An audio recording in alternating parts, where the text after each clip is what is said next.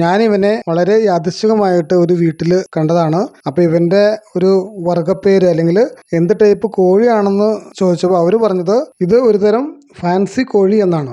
ഇതുപോലത്തെ ഫാൻസി കോഴികളിൽ വേറെയും വിളിപ്പേരുള്ള കാറ്റഗറി ഉണ്ടാവുമായിരിക്കുമല്ലോ. ഈ വീട്ടുകാർക്ക് അങ്ങനെയൊന്നും അറിയില്ല. ഫാൻസി കോഴി എന്നാണ് പറഞ്ഞത്. എനിക്കിതിനെപ്പറ്റി ഒന്നും അറിയില്ല കേട്ടോ. എന്തായാലും ഈ പൂവൻകോഴിയുടെ 3 പ്രത്യേകതകൾ, അതായത് സാധാരണ കോഴികളെ അപേക്ഷിച്ച് ഈ ഫാൻസി കോഴിക്ക് ഉള്ള 3 പ്രത്യേകതകൾ എന്താണെന്ന് വെച്ചിട്ടുണ്ടെങ്കിൽ, ഒന്ന്, ഇവൻ്റെ വലിപ്പം വളരെ ചെറുതാണ്. കാര്യം ഇവൻ പൂർണ്ണ വളർച്ച എത്തിയതാണ്, കൂവി തുടങ്ങിയതാണ്, അങ്കവാലൊക്കെ വന്ന് വലിയ പൂവൻകോഴിയാണ്. പക്ഷേ ഇവൻ്റെ വലിപ്പം ഏതാണ്ട് നമ്മുടെ ഉള്ളംകൈയിൽ ഒതുങ്ങും.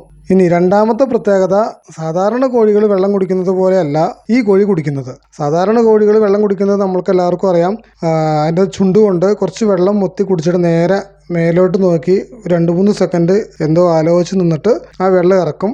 വീണ്ടും ഇതുപോലെ തന്നെ പാത്രത്തിൽ കൊക്ക് കൊണ്ട് വെള്ളം എടുക്കുന്നു, മേലോട്ട് നോക്കുന്നു, കുടിക്കുന്നു, അങ്ങനെയല്ലേ. പക്ഷെ ഈ കോഴിയുടെ പ്രത്യേകത, ഇവൻ ആ വെള്ളം നിറച്ച പാത്രത്തിലേക്ക് നേരെ ചുണ്ടങ്ങോട്ട് കുത്തി വെച്ചിട്ട് വലിച്ച് കുടിച്ചുകൊണ്ടിരിക്കുകയാണ്. സാധാരണ കോഴികൾ വെള്ളം കുടിക്കുന്ന ഒരു സ്റ്റൈല് ഈ കോഴിക്ക് അറിയാൻ പാടില്ലാഞ്ഞിട്ടായിരിക്കും ഇനി ഇങ്ങനെ കുടിക്കുന്നത്. എന്തായാലും ആവട്ടെ.